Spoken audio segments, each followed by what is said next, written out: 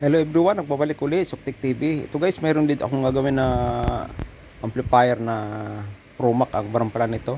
Guys, ayan oh, para manginat-gat yung plug nito. Ayusin ko muna. Yan na, ayos ko na. Nalagyan ko na ng tape para safety. I-check ko pa rin kung anong problema. Ang sabi daw, hindi raw pala ito tumutunog. Check ko muna guys. Yan, mayroon naman siyang power. Yan o. Mayroon display dito sa, mayroon na siyang Bluetooth guys. Yan yung bara niya o. Promac. Mayroon na siyang Bluetooth. Lagyan ko muna guys ng speaker. Yan o. Medyo maluwag, buti hindi natanggal to. Yan ano muna guys. Muna nasa 250 watts pa lang nakalagay dyan guys. Kung napadaan kayo sa akin channel, paki-like, paki-subscribe at paki-hit the bell button na rin para update kasi mga video na upload. Yan guys oh. Iyan ko muna lagay kong malikabok na stock siguro to. Meron naman siyang display rito.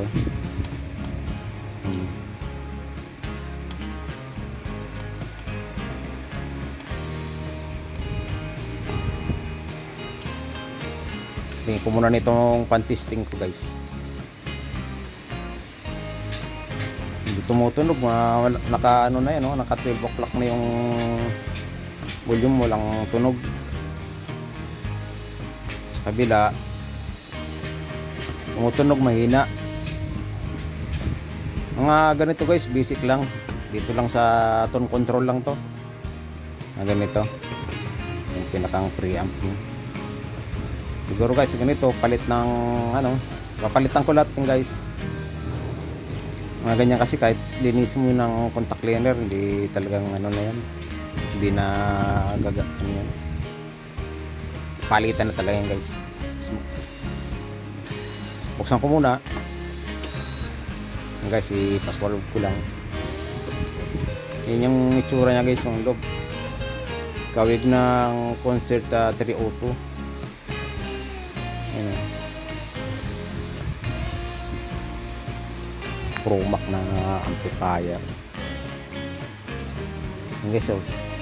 Palit muna ako ng mga potentiometer, tong volume control. Yung pinakang master volume niya. Ito muna isang unahin ko. Pati siguro tong sa mga mic.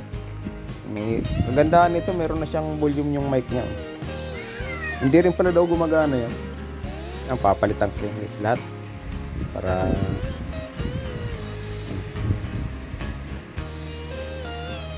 parang may naganunan to. May naghinang na siya dito. Hindi tinuloy. Pero parang wala pa namang storing repair. Pa lang siguro naka-on ng repair na ito. Ito guys, meron ako dito mga natira pang binili sa Raon. Pagka pumupunta kasi ko doon, bubili ko ng maraming stock nito para kaso iba yung niya dito. Katulad na sa concert, yung master volume na ito lang to, na ordinary lang siyang master volume. Katulad lang sa mga treble na bass pang concert. Check ko pa rin yung bago. Okay to guys, smooth na smooth pa talaga siya. Baka ako nahalo yung mga sirang pinabit ko.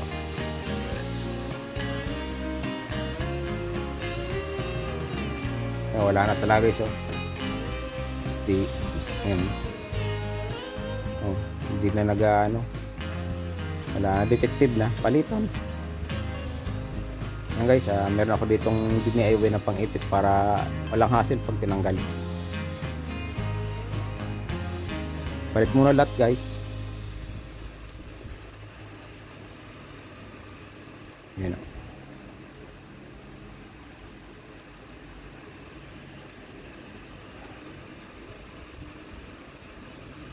Ibang design nito, hindi katulad sa mga concert, meron silang yung ground ginamit. Ito walang ground siya eh.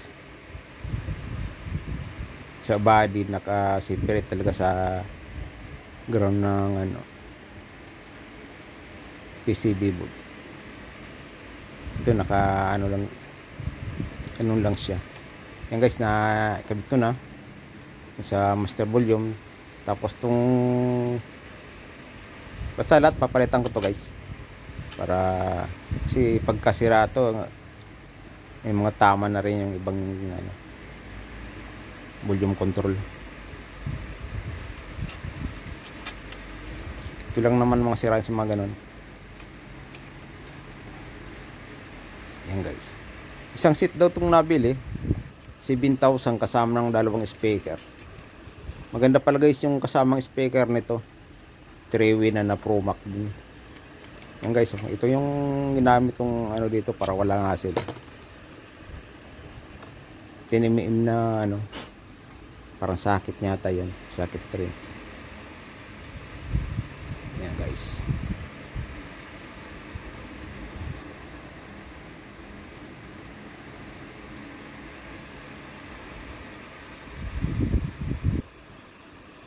Guys, natanggal ko na yung sa preamp, yung sa tone control. Palit din lahat to. Yan guys, oh. Sa pagkatanggal pala ng ganito, dapat malakas yung isoldering pump nyo para hindi masira yung ano, yung circuit board. Kasi minsan pagka hindi maganda yung pagkano, lalo na hindi nalagyan ng ano, yung galing sa CRT na sa dulo ng pump, sisira. Dapat malinis lang din ang pagkakatanggal.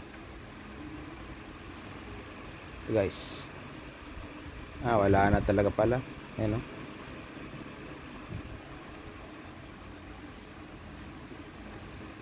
Change value na siya, kaya siguro mga ganito biglang hina, biglang lakas. Ganito open na siya, palit bago, wala na change value. Palit muna lahat siguro guys. Ayan, oh. Change value. Yung iba open.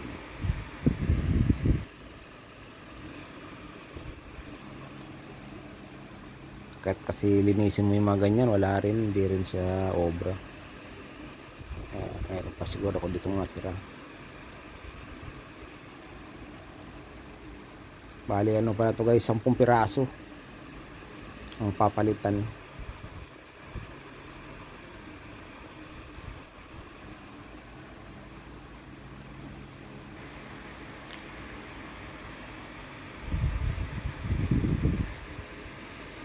Malapit kasing Christmas, kaya yung mga ganito ginagamit sa video okay ng mga ano. Ito malakas din to pagka lalo na ginamitan mo to ng ano, layer, lalong lumalakas eh.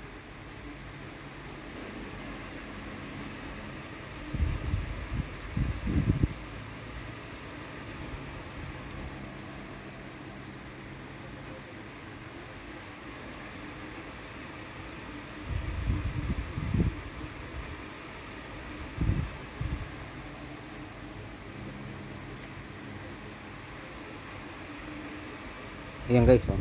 Magandang klase pala tong panghinang na ito guys. Galing pa pala tong abroad guys. Dinala ko dito. Luma na pero ang lakas. Mga ano nang made in Japan. Kasi nung napunta ko sa abroad, electrician yung naging position ko doon. Kaso nung nalaman nung bisor doon na marunong ako sa electronics, sa akin na pinapagawa yung mga electronics. Kaya yung ganitong pagbubuting-ting ng mga electronics, parang hinahanap-hanap ko ba. Yan guys, oh. Okay naman to. Pero hindi ganito yung mga ginagawa ko pala doon guys. Mga electronics ng control ng mga mga equipment, katulad ng mga iba-ibang klaseng welding machine. Doon kasi ko nakakitang lahat na klaseng welding machine. Minsan hindi na namin ni-repair, palit ng board, pero may mga communication kami doon na ginagamit na nire-repair talaga. Yung mga communication namin doon na 3-way communication ginagamit sa mga reactor, kasi sa gas plant kami. Ayan, nire-repair ko yan guys. Nagpapalit din ako ng mga piyesa, ng IC.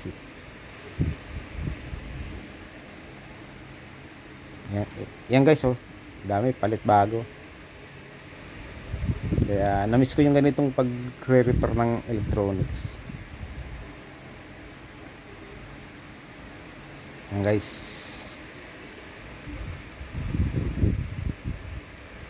Yung mga nire-repair ko doon guys ng mga communication, gawang Hulan, kasi yung company na napasawang ko doon, Hulan company. Gawang Hulan, hindi gawa ng China. Pero ganoon din, may design din siya, may preamp din, may main amplifier din yung communication namin na ginagamit. Doon ako nasa sa pag-electronics ng ganito, parang hinahanap-hanap ko. Siyempre kahit na nag-test na tayo dito, pagka naging trabaho mo, mahasa ka. Minsan kasi pagka nag-test ka, hindi ka naman nakapag-experience, parang kulang ka rin sa experience. Dapat maano mo rin. Yung iba nga hindi nagtitesta, nag-experience lang, nahasa sila. Parang iba hilig-hilig, ganun lang guys. Yan na, okay na siya, unti pa lang malakas na. Yun lang talaga, palit bago. Walang problema sa amin na amplifier niya. Dito lang sa tone control niya. Kasi nga pag lininis mo yan, isa bumabalik pa rin sa dati. Kasi talagang hindi na malilinis kahit gamitan mo na contact liner or W4, talagang hindi ba. Mas maganda palit talaga. Mura lang naman yung mga ganyan. Kaso mamamasahe ka, katulad dito sa amin pag upitaw ng round, bali dalawang sakay din, masahe ka, mura doon. Mayroon naman ditong bilihan ng mga pisa, euro dito mga ganyan, mga 25 na siguro sa piraso niyan. Sa round mura lang yan kasi 10 piso lang ito yan. Yan guys, pati yung sa mic okay na siya, para walang mag-jump. Siyempre pagka nag-video okay sila, gamitan niya ng mic, dapat talaga okay ang mic. Yung mga ganito lalo na pagka na-stock, hindi katulad ng mga original na amplifier gawa ng okay talaga, hindi nasisira basta-basta yung mga tong control. Ito ganito ang sakit ng mga ganito guys, sirain talaga. Yan, okay na to guys, na kubiran ko na. Ibabalik na to sa nagpagawa.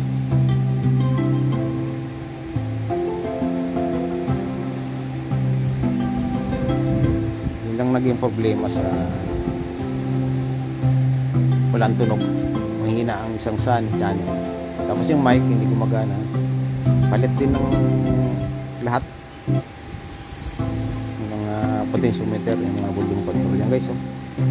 Ngayon lang nalagyan siya, basic lang. Nice na. Salamat sa panonood. Maraming salamat sa mga subscribers. Hindi kayo may isa-isa. Maraming salamat sa inyo guys. Dahil sa inyo, hindi ko dadami ang mga nag-subscribe sa akin. Maraming salamat guys for watching. Okay na to, isauli ko na sa nagpagawa. Yan guys.